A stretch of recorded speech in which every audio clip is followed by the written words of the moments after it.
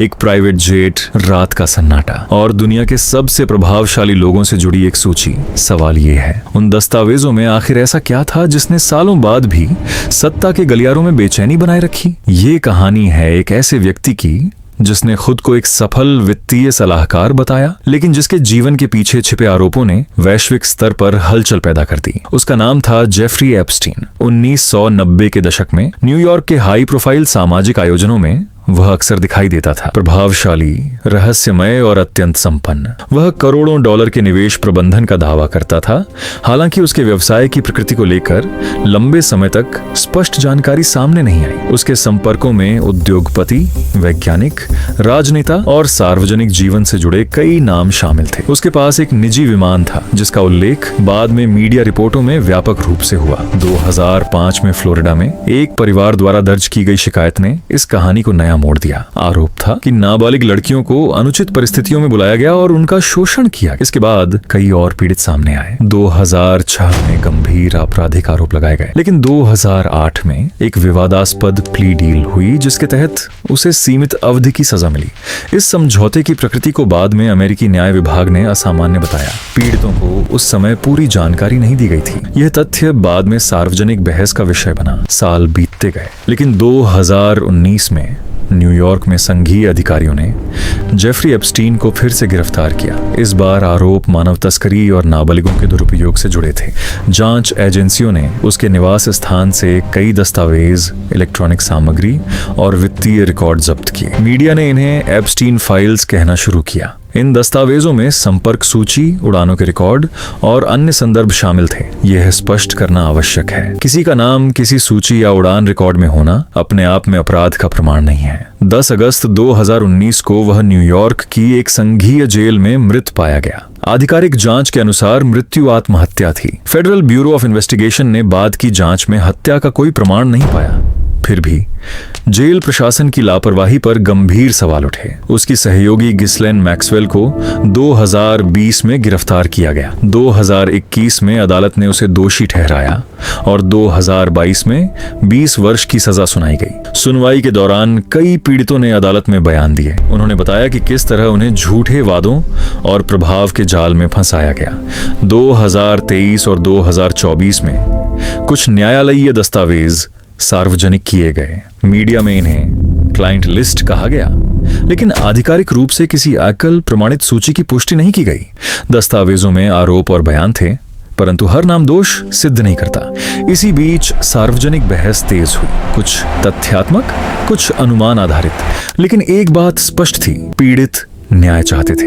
ये मामला केवल एक व्यक्ति तक सीमित नहीं रहा। यह न्याय प्रणाली, शक्ति संरचना और पारदर्शिता पर भी प्रश्न बन गया। पत्रकारों की खोजी रिपोर्टों ने पुराने समझौते को फिर से चर्चा में लाया। सार्वजनिक दबाव ने जांच की दिशा बदली।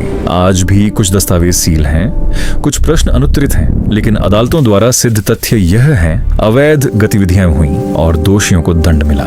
एप्स्टीन फाइल्स अब सिर्फ कानूनी दस्तावेज नहीं रहे, वे एक चेतावनी बन चुके हैं कि जब शक्ति और प्रभाव का दुरुपयोग होता है तो न्याय की राह कठिन हो सकती है। लेकिन अंत में सवाल हम सबके सामने है, क्या कोई भी व्यक्ति कानून से ऊपर हो सकता है? क्योंकि सच को देर तक रोका जा सकता है, पर पूरी तरह मिटाया नहीं जा सकता। लेकिन इस कहानी की गहराई सिर्फ अदालतों तक सीमित नहीं थी। जब 2019 में दोबारा गिरफ्तारी हुई, तब अभियोजन पक्ष ने कहा कि यह कोई अचानक हुआ अपराध नहीं था, बल्कि कई वर्षों तक चलने वाला एक व्यवस्थित नेटवर्क था। जांचकर्ताओं ने वित्तीय लेन देन, संपत्तियों की खरीद और अंतर्राष्ट्रीय यात्राओं के रिकॉर्ड खंगाले। एप्स्टीन के पास न्यूयॉर्क, फ्लोरिडा, न्यू मैक्सिको और कैरेबियन में संपत्तियां थीं। विशेष रूप से एक निजी द्वीप ने मीडिया का ध्यान खींचा। रिपोर्टों के अनुसार उस द्वीप पर कई प्रभावशाली मेहमान गए थे। हालांकि वहां क्या हुआ, इस पर कई दावे किए गए, लेकिन अदालत में केवल वही तथ्य स्वीकार किए गए जो साक्ष्यों से सिद्ध हो सके। यही इस मामले की सबसे जटिल परत थी, आरोपों, अफवाहों और प्रमाणित तथ्यों के बीच की रेखा। जांच एजेंसियों ने डिजिटल हार्ड ड्राइव, संपर्क पुस्तिकाएं और यात्रा लॉग की जांच की। उड़ानों के रिकॉर्ड में कई प्रसिद्ध नाम सामने आए, लेकिन कानून स्पष्ट है, किसी विमान में यात्रा करना अपने आप में अपराध का प्रमाण नहीं है। जनता का विश्वास क्यों डगमगाया? क्योंकि 2008 की प्ली डील ने पहले ही यह धारणा पैदा कर दी थी कि शायद प्रभाव और संपर्क न्याय प्रक्रिया को प्रभावित कर सकते हैं। बाद में संघीय अदालत ने माना कि उस समय पीड़ितों को पर्याप्त जानकारी नहीं दी गई थी। यह निर्णय न्याय प्रणाली के लिए एक आत्ममंथन का क्षण था। एप्स्टीन की मृत्यु के बाद जेल प्रशासन की जांच हुई। 2 कर्मचारियों पर ड्यूटी के दौरान लापरवाही और रिकॉर्ड में गलत जानकारी दर्ज करने के आरोप लगे। इससे संदेह और गहरा हुआ। हालांकि आधिकारिक जांच में हत्या के कोई प्रमाण नहीं मिले, लेकिन सार्वजनिक चर्चा लंबे समय तक जारी रही। इस बीच गिस्लेन मैक्सवेल का मुकदमा एक महत्वपूर्ण मोड़ बना। अभियोजन पक्ष ने कहा कि उसने विश्वास और प्रभाव का उपयोग कर पीड़ितों तक पहुंच बनाई। बचाव पक्ष ने इन आरोपों का विरोध किया। अंततः जूरी ने उसे दोषी ठहराया। मुकदमे के दौरान पीड़ितों की गवाही ने इस केस को मानवीय आयाम दिया। यह सिर्फ कानूनी बहस नहीं थी, यह उन लोगों की कहानी थी जिन्होंने वर्षों तक चुप्पी के साथ जीवन बिताया। मीडिया की भूमिका भी महत्वपूर्ण रही। खोजी पत्रकारिता ने पुराने रिकॉर्ड दोबारा सामने लाए। सार्वजनिक दबाव ने पारदर्शिता की मांग बढ़ाई।